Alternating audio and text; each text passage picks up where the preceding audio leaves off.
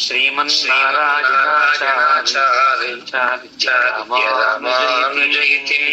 భజే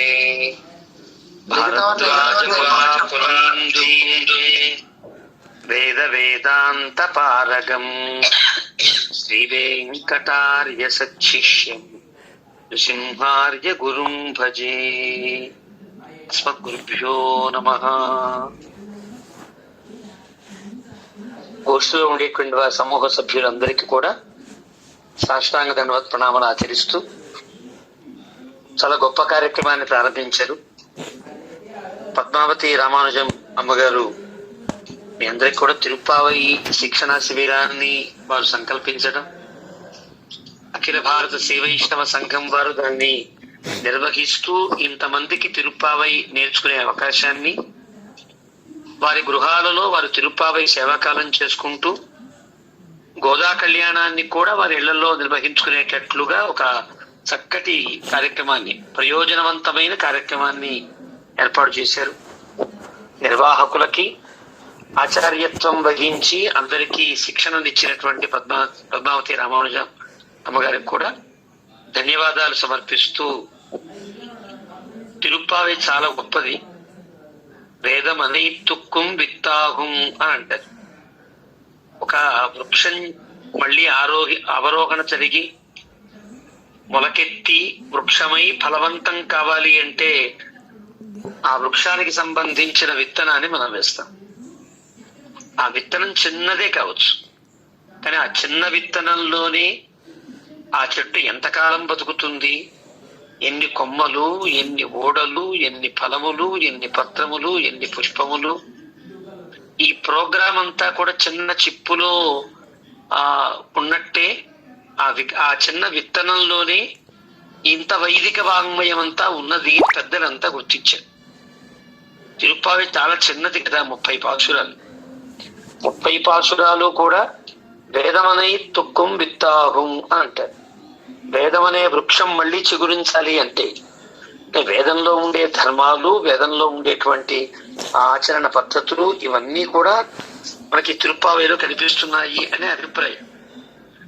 ఈ అభిప్రాయాన్ని చెప్పిన వారు చిన్నవారు ఏం కారు, చాలా గొప్ప గొప్ప వ్యక్తులంతా కూడా వేద విజ్ఞానం బాగా తెలిసి ఉండి వేదములలో, వేదార్థములలో, వేదాంతములలో కూడా పరినిష్ణాతులైన పెద్దలందరూ కూడా తిరుప్పావైని నిత్యానుసంధానంగా పెట్టుకున్నారు అని అంటే తిరుప్పావై గొప్పతనాన్ని ప్రత్యేకంగా చెప్పనవసరం లేదు. తిరుప్పావై దీన్ని శ్రీవ్రతము అని అంటారు.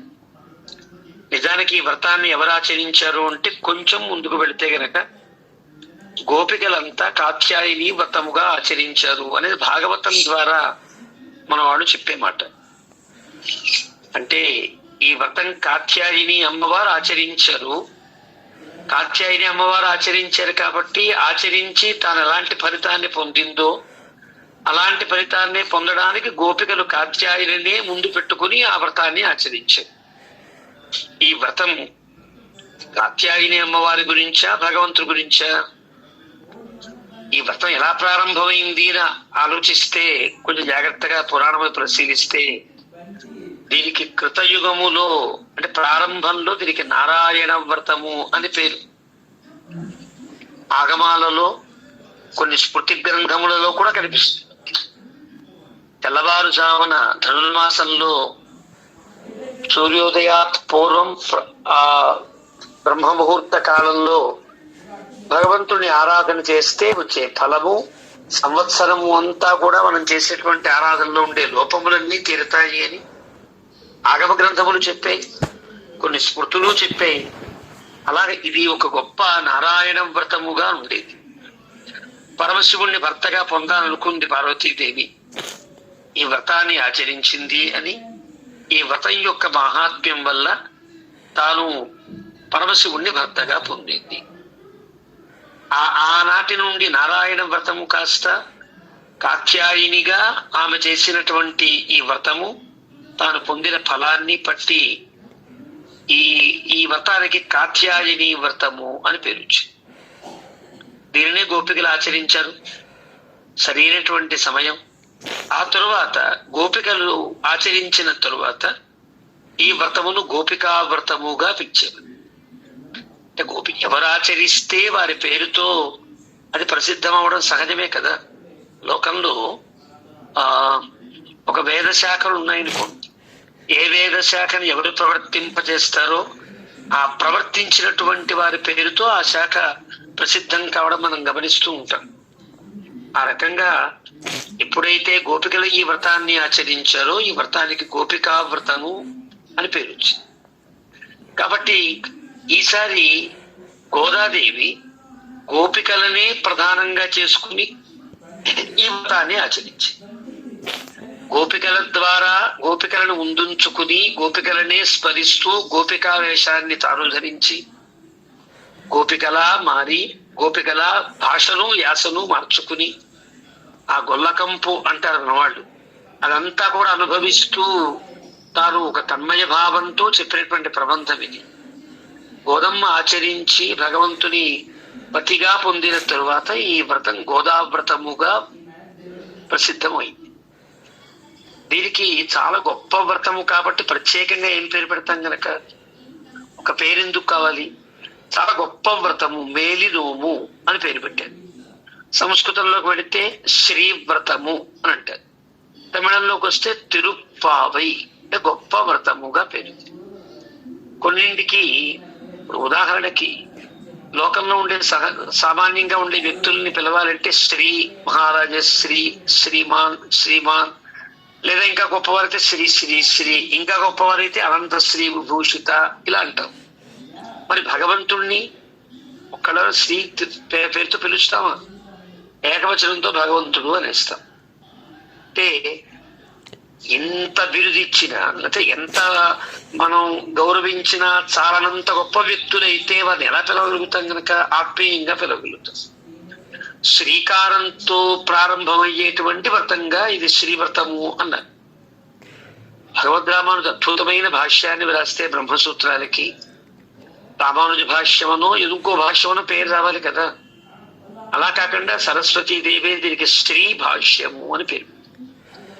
చాలా గొప్పది, అంతకంటే ఏం పెడతాం కనుక. అలాగే శ్రీభాష్యము అయింది, ఇది శ్రీవ్రతము అయింది. శ్రీవ్రతాన్ని మనం ఆచరిస్తున్నాం. అవశ్యాచరణీయములైన వ్రతములు రెండు ఉన్నాయి శ్రీ వైష్ణవ సంప్రదాయస్తులకి.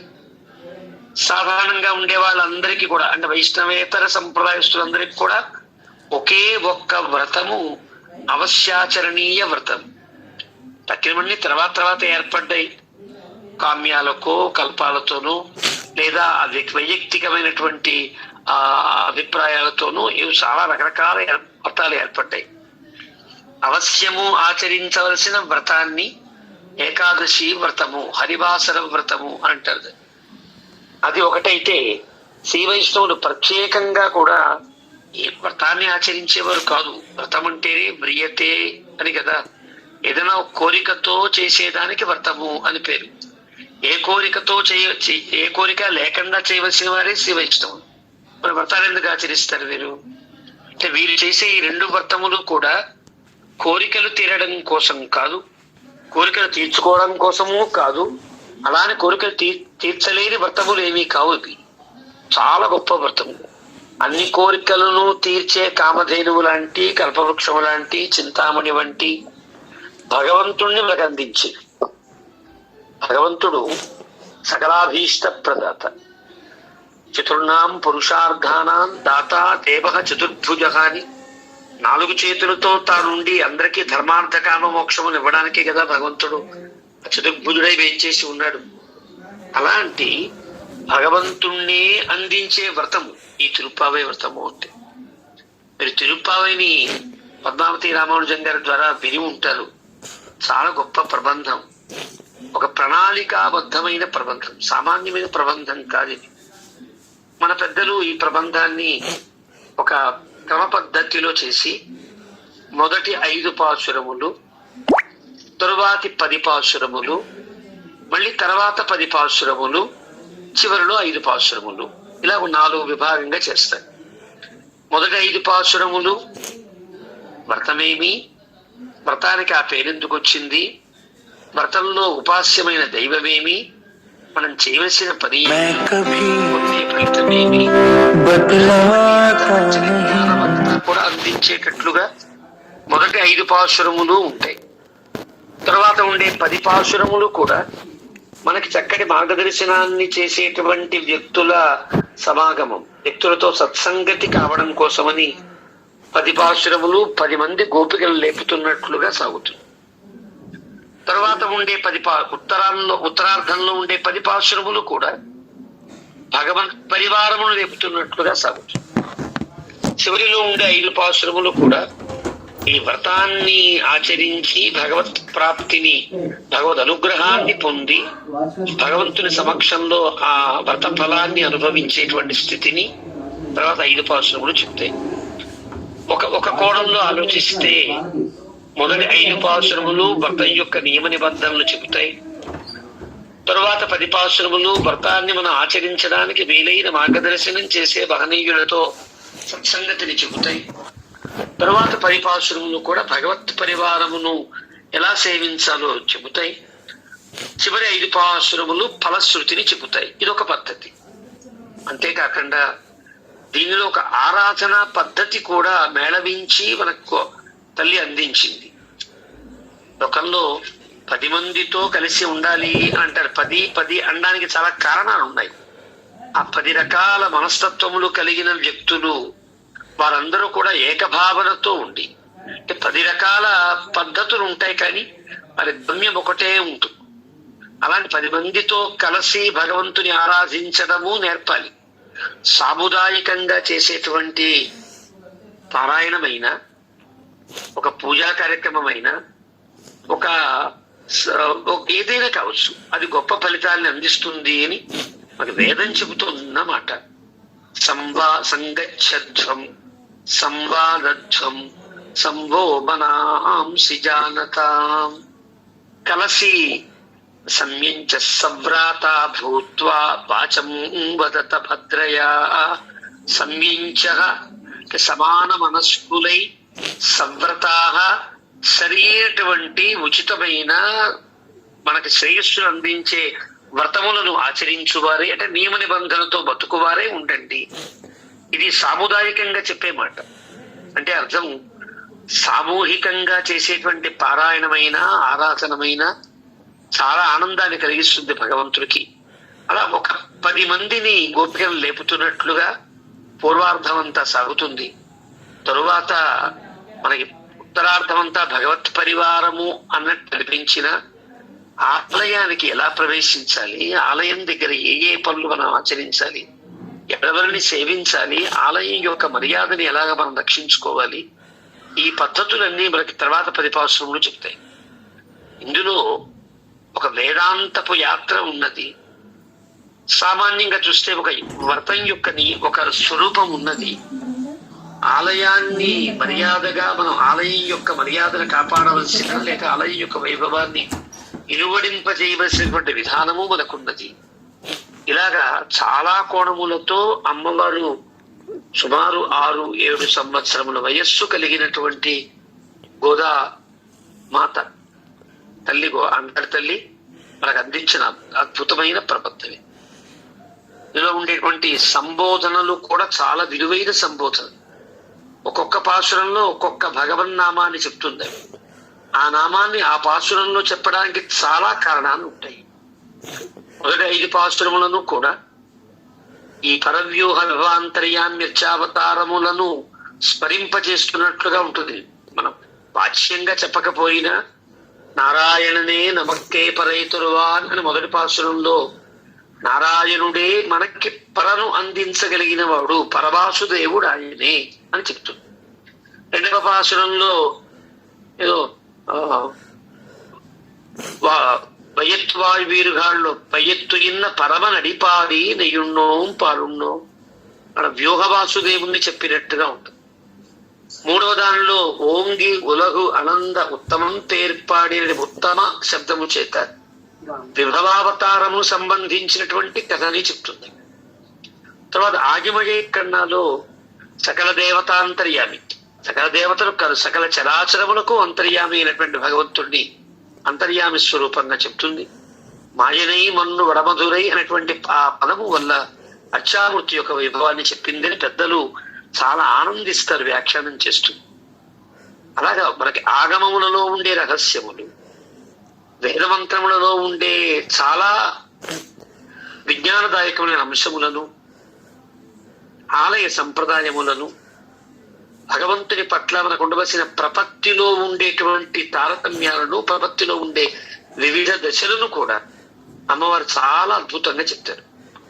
గొప్ప ప్రబంధం అది. అంటే ఎంత దీనికి లక్ష్మణ ఇతీయుల మహానుభావులు అందరికీ తెలిసి ఉంటారు. వైష్ణవ సంప్రదాయాన్ని చక్కగా ప్రచారం చేసిన మహనీయులు చాలా మందిలో వారు కూడా ఒకరు. వారు తిరుప్పావైకి ఒక అనువాదాన్ని చేస్తూ చాలా చక్కటి కవి వారు. యతీంద్రులు కాకముందు నుంచి కూడా చక్కటి కవి వారు. తిరుప్పావైకి ఏం పేరు పెట్టాలి, వేలి నోము అని పెడదామా, ఏం పెడదాం అని ఆలోచించి రసధుని అని పేరు పెట్టాడు. రసధుని అంటే అర్థం రసస్వరూపుడైన భగవత్తత్వం నిరంతరాయంగా ప్రవహించే ఒక అద్భుతమైన నది తిరుప్పావై అంటే. భగవత్తత్వం అలా పారుతూ ఉంటుంది. ఎంత మనం ఆస్వాదించినా దానికి లోటే ఉండదు. అది నిరంతరంగా ప్రవహిస్తూనే ఉంటుంది. ఆ రసధుని అని పెట్టడంలో చాలా ఆంతర్యం ఉన్నది వారికి. అంత గొప్ప రసం అంటే ఒక భక్తి ఒక రసంగా పరిగణించి విధానాన్ని అనుసరించిన ఆ భక్తి యొక్క ఏదో మన వాళ్ళు భగవద్రామానులు చెప్తారే సేముషి భక్తి రూప, భక్తి రూపాపన్న జ్ఞాన స్రవంతి తిరుప్పావై అంటే. అలాంటి తిరుప్పావైని అందరికీ చక్కగా ఎవరికి వారు వైయక్తికంగా ఇళ్లల్లో చదువుకోవడానికి, ఆలయంలో సామూహికంగా కూర్చుని చక్కగా ఆలయంలో సేవకాలాన్ని ఆచరించి ఆలయానికి వైభవాన్ని కలిగించడానికి కూడా వీలుగా పద్మావతి రామానుజన్ గారు మీ అందరికీ నేర్పి ఉంటారు.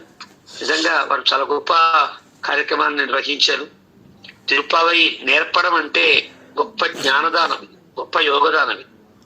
అలాంటి ఆ యోగదానాన్ని పొందినటువంటి వీరందరూ కూడా కేవలం ఈ ఇళ్లల్లో తిరుప్పావై ఆచరించుకోవడం అనేది ఓకే, సమంజసమైనది. కానీ దగ్గరలో ఉండే సన్నిధులకు వెళ్ళండి. అందరూ తప్పనిసరిగా ఒక 5-6 కనీసం మీ ప్రాంతాల్లో దగ్గరగా ఉండే వాళ్ళని కలుపుకుని, ఎలాగైతే గోదాదేవి తర్వాత పొళ్ళుం సెలుంబిరగాన్ దగ్గర నుంచి ఎల్లే ఇలంగిలి దాకా ఒక్కొక్క గోపికలు లేపినట్టుగా లేపుతూ వెళ్ళి ఒక సమూహంగా ఆ కార్యక్రమాన్ని నిర్వహించిందో అది మనకు ఒక ఆదర్శం. మనం ఆలయానికి వెళుతూ ఉంటే మనతో పాటు 10 మందిని కూడా ఆలయానికి ఆభిముఖ్యించగలగడం అనేది జీవితంలో ధ్యేయము అని చెప్పడం తాత్పర్యం. మనం ఒక్కరు ఆలయంకి వెళుతున్నాం కదా, మన పక్క వాళ్ళకి ఆ రుచి కలగకపోవచ్చు, లేదా అంత ఆసక్తి లేకపోవచ్చు, లేదా భగవంతుని యందు వైముఖ్యము ఉండొచ్చు. కానీ వాళ్లకు కూడా భగవదాభిముఖ్యాన్ని కలిగించి మనతో పాటు ఆలయాన్ని సేవింపజేసి ఆలయంలో వాళ్ళు తరించడమే ప్రధానంగా. ఇప్పుడు ఆలయానికి తీసుకెళ్ళడం ఎవరికి లాభం కనుక మనకేమిటి లాభం? వాళ్ళు తరిస్తారు. స్వయం తీర్త్వా పరాంస్తరయతి అని అంటారు ఉపనిషత్ వాక్యం. మనం తరించడంతో పాటు మన తోడి వారిని కూడా తరింపజేసేటట్లుగా ఉండాలి.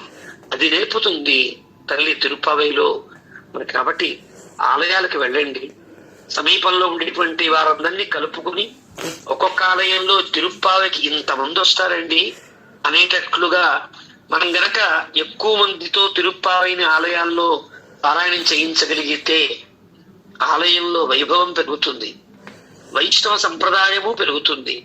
తిరుప్పావైకి గోదమ్మ తల్లి మనకి అందించిన జ్ఞానం, మనకి తల్లి పాలిచ్చింది అంటారు కదా గోదా చతుశ్లోకిలో.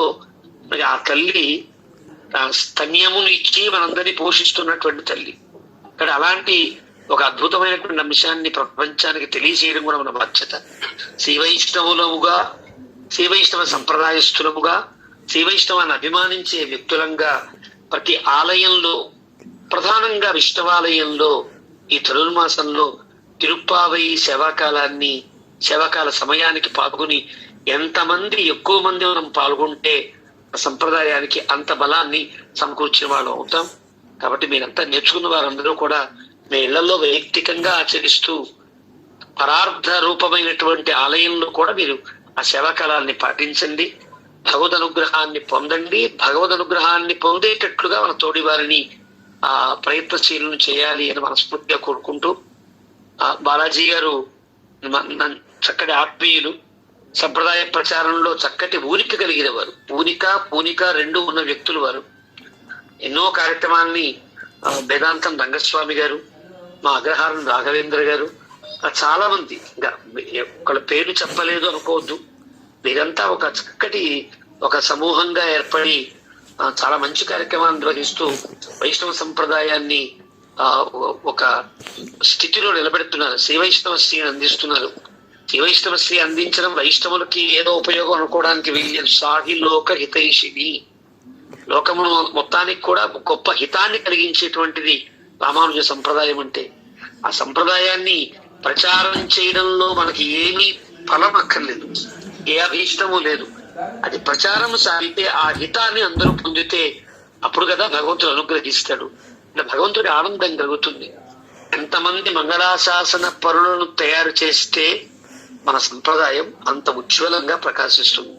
చివరికి గోధుమ తల్లి యొక్క లక్ష్యం కూడా పల్లాండు పాడే వాళ్ళని ఎక్కువ పొందడమే లక్ష్యంగా ఆమె చేస్తుంది. తిరుప్పావై వల్ల మంగళాశాసన పర్వత ఇబ్బడి ముబ్బడిగా పెరిగింది.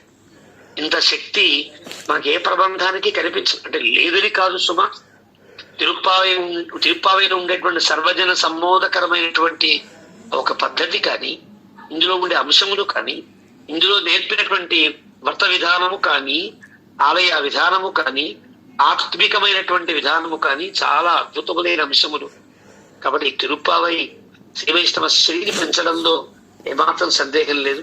అలాంటి తిరుప్పావై శిక్షణ శిబిరాన్ని పెట్టి చివరి రోజు మన ఇళ్లలోనే మనకి మనమే గోదా కళ్యాణాన్ని ఆచరించుకునేటట్లుగా కూడా ఈ వ్రతాన్ని ఒక ప్రణాళికాబద్ధంగా మీకు నేర్పినటువంటి పద్మావతి రామానుజన్ గారికి, అలాగే అఖిల భారత శ్రీ వైష్ణవ సేవా సంఘం వారి కార్యనిర్వాహక కమిటీకి అందరినీ ప్రత్యేకంగా అభినందిస్తూ, ఒక శ్రీ వైష్ణవునిగా ఈ వైష్ణవశ్రీకి చాలా ఆనందిస్తూ మీ అందరికీ ధన్యవాదాలు సమర్పిస్తున్నాను.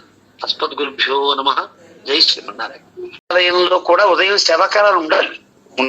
చేసేవాళ్ళు లేక వాళ్ళు మానేస్తున్నారు కదా. మనం అలాగా ఓకే, ఏదైనా సమీపంలో ఉండే దేవాలయానికి రోజు విడిచి రోజైనా ఆ సమయానికి వెళ్ళి సేవాకాలం ఓకే, ఇది నిస్వార్థంగా కేవలం సేవగా చేసి వచ్చే చాలు. చాలా బాగుంటుంది. మనకి పొద్దునే ఆలయంకి వెళ్ళినట్టు అవుతుంది, ఆలయంలో సేవ చేసినట్టు అవుతుంది. ఆ తిరుపావై సేవాకాలం కుంటుపడకుండా మనం దానికి రక్షించినట్టు అవుతుంది. అలా చేయొచ్చు. బాగుందండి చదువు. ఈ సంవత్సరం ఈ దాసుడు 10 మందికి ఆలయానికి తప్పించి వారికి నేను ఈ తిరుప్పావై నేర్పించగలిగాను, వారికి అలవాటు చేయగలిగాను అనేటువంటి వర్ణాలతో సంబంధం లేకుండా వారికి నేర్పించగలిగాను తృప్తి నాకు మిగిలింది. కొంత చేశారు. వారి యొక్క అనుగ్రహ భాషణాన్ని కొంచెం మనం విని వారు చెప్పే సూచనల ప్రకారం ధనుర్మాసం ఏ విధంగా జరగాలనేది మనందరం కూడా తెలుసుకునే ప్రయత్నం చేద్దాం. అడియన్ స్వామి మీరు మాట్లాడిన స్వామి అడియన్ చేసేమన్నారండి.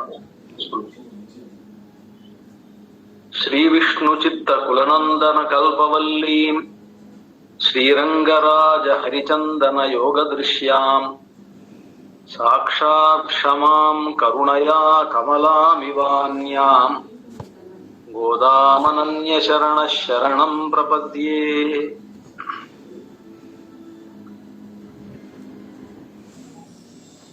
ప్రస్తుతం ధనుర్మాసం రాబోతున్నది. డిసెంబర్ 16వ తేదీ నుండి ధనుస్సు ప్రవేశం జరిగి ఆ రోజు నుంచి మనకు ఈ ధనుర్మాసోత్సవాలన్నీ కూడా ప్రారంభం అవుతాయి. దాని గురించి అందరికీ వైష్ణవ సంప్రదాయంలోని వాళ్ళందరికీ అవగాహన కలగాలి అనేటువంటి అభిప్రాయంతో ఇక్కడ ఈ మా మాధ్యమం ద్వారా మన వైష్ణవ సంప్రదాయంలో ఉండేటువంటి వారందరికీ కూడా తిరుప్పావై నేర్పించడం ఇవన్నీ కూడా జరుగుతోందని వినడం జరిగింది. యతిరాజుల బాలాజీ గారు చెప్పడం జరిగింది.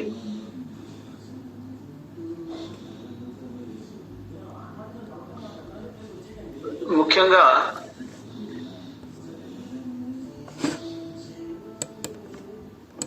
వినిపిస్తోందా స్వామి? స్వామి విడిపిస్తాం. అడిగాను వస్తోందా? వినిపిస్తుందా? వినిపిస్తుంది. వినిపిస్తాం. మధ్యలో కొన్ని కాల్స్ ఏవో వస్తున్నాయి. కాల్స్ వస్తుంటే ఆగిపోతుందేమో అని అనుకుంటున్నాను. కాదు కదా? లేదు స్వామి, వస్తాను.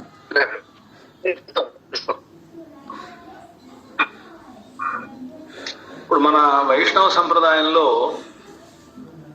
మిగతా వ్రతాలు ఏమీ లేవు మనకి. ఇంకా చెప్పాలి అంటే సత్యనారాయణ వ్రతం లాంటివి కూడా మన సంప్రదాయంలో మన వాళ్ళు అంగీకరించారు. అంటే అంగీకరించారంటే అదేదో చేయకూడదు అనేటువంటి అభిప్రాయం కాదు. ఎవరైతే సమాశ్రయణాలై ఒక ఆచార్య సమాశ్రయణాన్ని పొంది వైష్ణవ సంప్రదాయంలో చేరారో అలాంటి వాళ్ళు పూర్తిగా ప్రపన్నులు అని అర్థం. ప్రపన్నులు అని అంటే అలాని ప్రపన్నులు అని అన్ని మానేయాలి అని కూడా అనుకుంటారు చాలా మంది. అంటే సంధ్యావందనం అవసరం లేదు అని కూడా అలా అని కాదు. అంటే ప్రపన్నులు అని అంటే భగవంతుడి యందు మన పూర్తి భారాన్ని ఉంచాము అని అర్థం. అయితే మనం ఏ వర్ణమునకు చెందామో, ఏ ఆశ్రమమునకు చెందామో ఆ వర్ణాశ్రమాలకు సంబంధించినటువంటి ధర్మాలు మనకు శాస్త్రాల్లో ఏ చెప్పారో వాటిని మనం ఆచరించాలి. ఆచరించడం ఎలా ఆచరించాలి అని అంటే మన వాళ్ళు చెప్పింది, మనకి ఈ జన్మ ఏర్పడింది కనుక ఈ జన్మ అనేటువంటిది మన చేతిలో వచ్చి రాలేదు. మనం బ్రాహ్మణులు అవ్వాలనో లేకపోతే వైష్ణవులు అవ్వాలనో ఇవన్నీ కూడా మనకు భగవంతుడు మనకు ఒక అవకాశాన్ని కలుగజేశాడు. ఈ జన్మ రావడం, మానవ జన్మ రావడం ఒక గొప్ప విషయం. మానవ జన్మలో బ్రాహ్మణ జన్మ రావడం ఒక గొప్ప విషయం.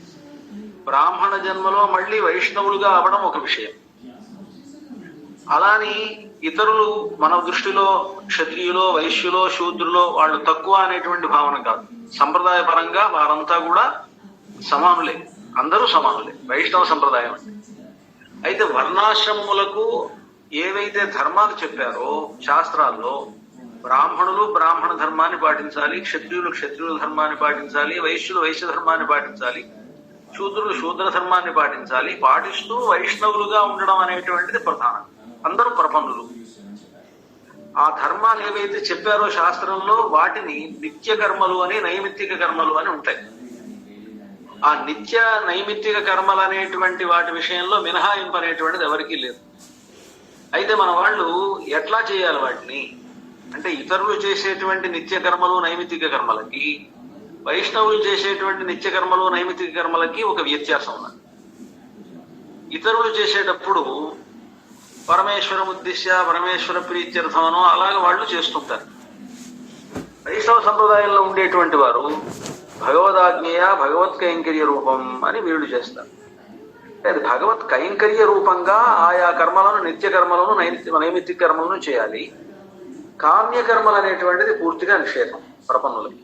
కామ్యకర్మలు అంటే మనం కోరికలతో చేసేటువంటి, అంటే మనకి ఏదో పిల్లలు పుట్టాలనో, డబ్బు కావాలనో, ఉద్యోగాలు కావాలనో, ఇంకొకటనో మన ఆ కోరికలతో చేసేటువంటి కర్మలు అవి పనికిరావు అనేటువంటిది పెద్దవాళ్ళు చెప్పేటువంటి విషయం. ఎందుకు పనికిరావు అని అంటే, మనం పెరుమాళ్ళను ఆశ్రయించాం గనక భగవంతుడే మనకి సంబంధించినటువంటి అన్ని అంశములను ఆయనే చూస్తాడు. మన బాగోగులన్నీ కూడా ఆయనే చూస్తాడు కనుక మనకు అవసరం లేదు అని. కనుక ఇప్పుడు సత్యనారాయణ వ్రతం లాంటివన్నీ కూడా కామ్యకర్మలు అని అంటారు. కనుక కామ్యకర్మలుగా కామ్య వ్రతములు, అలాగే వరలక్ష్మి వ్రతం కావచ్చు. వరలక్ష్మి వ్రతం ఎందుకు చేయాలి మనం అనంటే, ఆ వరలక్ష్మి వ్రతం చేస్తే ఆ స్త్రీలకు సౌమాంగల్యం లభిస్తుంది, సుమంగళులుగా వాళ్ళు ఉంటారు అనేటువంటిది దాంట్లో ఫలం. ఆ సుమంగళులుగా ఉండడం కోసం చేసేటువంటి వ్రతం వరలక్ష్మి వ్రతం. అలాగే ఏవో కష్టాలు ఇష్టాలు ఇవన్నీ రాకుండా ఉండడానికి చేసేటువంటి వ్రతం సత్యనారాయణ వ్రతం అని ఇలాగా ఉన్నది కనుక ఆ సత్యనారాయణ వ్రతము మొదలైనటువంటి వాటిని మన వాళ్ళు వైష్ణవులకి అది ఆ వ్రతాలుగా లేవు అని చెప్తూ, ప్రపన్నులైనటువంటి వాళ్ళు చేయదగినటువంటి వ్రతములుగా చెప్పేటువంటిది ఏంటంటే ఒకటే వ్రతం. మనకి వైష్ణవులకు ఏకాదశి వ్రతం ప్రధానం, అలాగే ధనుర్మాస వ్రతం ప్రధానం వైష్ణవులైనటువంటి వారికి. కనుక ఈ ఏకాదశి వ్రతాన్ని, ధనుర్మాస వ్రతాన్ని ఇది మోక్ష కాములమై మనం చేసేటువంటిది కనుక, భగవత్ కైంకర్య రూపంగా చేసేటువంటి వ్రతములు కనుక, ఇవి రెండు కూడా వైష్ణవ సంప్రదాయంలో వాళ్ళకి చాలా ప్రధానమైనవి కనుక, అలాంటి ప్రధానమైనటువంటి ఈ రెండు వ్రతాల్లో ఇప్పుడు ధనుర్మాసం ప్రారంభమవుతోంది కనుక, ఈ ధనుర్మాసంలో మనం ఏమేం చేయాలి అనేటువంటిది దాంట్లో ప్రధానంగా ఉంటుంది. ఆ ధనుర్మాసంలో ఏం చేయాలి అంటే, పొద్దున్నే మనం తెల్లవారుజామునే ఆ ధనుస్సు కార్యక్రమంలో లేవడం, లేచిన తర్వాత ఆ వరుసగా తిరువారాధన, తిరుప్పావై అనుసంధానం, మనకు చెప్పినటువంటి కట్టె పొంగలి ప్రసాదం చేయడం, ఇవన్నీ కూడా ఏవైతే చెప్పారో ఇప్పుడు మీకు అవన్నీ కూడా ఈ పాశురాలతో పాటు ఎలా చేయాలో కూడా చెప్పి ఉంటారు. మీకు ఎలా ధనుర్మాస వ్రతం చేయాలో వాటి గురించి మనకు ఇక్కడ ఈ మీడియా ద్వారా మనం బోధించి ఉండడం అనేటువంటిది జరిగి ఉంటుంది కనుక, ఆ పద్ధతిలో మనం అవన్నీ చేసుకోవాలి. అది చేసినందువల్ల ఏమిటి ఫలితం అంటే, గోదారంగనాథుల యొక్క అనుగ్రహం కలుగుతుంది అని అన్నమాట. ఆ గోదారంగనాథుల యొక్క అనుగ్రహం కలిగి ఎంగున్ తిరువరుల్ పెత్తు ఇంబురువరెంబావాయ్ అని మనకు గొప్ప ఫలితం లభిస్తుంది అనేటువంటిది మన పెద్దలు చెప్పేటువంటి అభిప్రాయం. కనుక ఆ విధంగా మనం చేయడానికే ఇప్పుడు ఈ మీడియా ద్వారా మీరు ఇక్కడ అంతా కూడా శిక్షణ పొంది ఉంటారు. రాజమండ్రి వాస్తవులు అనుకుంటాను, పద్మావతి గారు ఇందాక కనిపించారు. పద్మావతి గారు వారి ద్వారా అంటే ఇంకా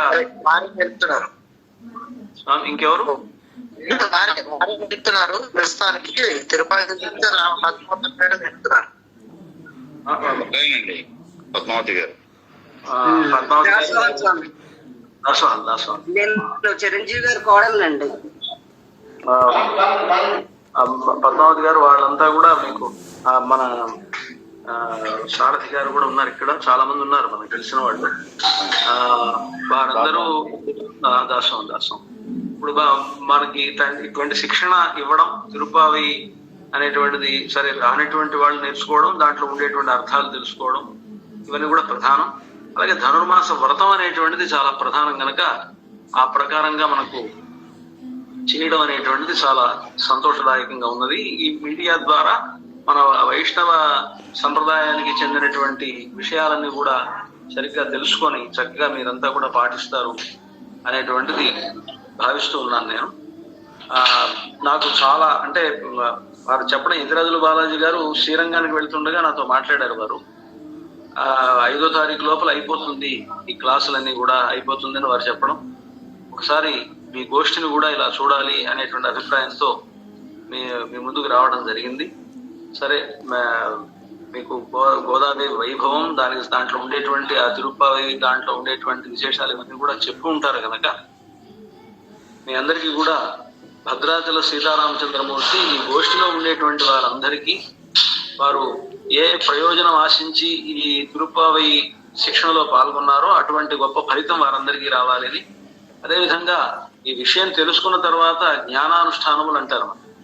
అంటే ఎలాగైతే నేర్చుకున్నారో నేర్చుకున్నటువంటి వాటినన్నింటినీ కూడా మనం చక్కగా మన అనుష్ఠానంలో పెట్టుకోవడం అనేటువంటిది కూడా ప్రధానం కనుక, ఆ విధంగా మీరు ఇక్కడ ఉండేటువంటి గోష్ఠిలో వారంతా కూడా ధనుర్మాస వ్రతాన్ని నిర్వహించి గోదారంగనాథుల అనుగ్రహానికి మీరంతా కూడా అనుగ్రహాన్ని పొందుతారు అని ఆశిస్తూ జై శ్రీనారాయణ.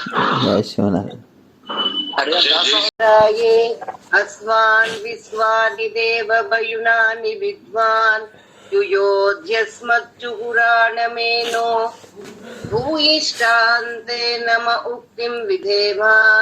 పూర్ణమిదం పూర్ణమదః పూర్ణాత్ పూర్ణముదచ్యతే పూర్ణస్య పూర్ణమాదాయ పూర్ణమేవావశిష్యతే.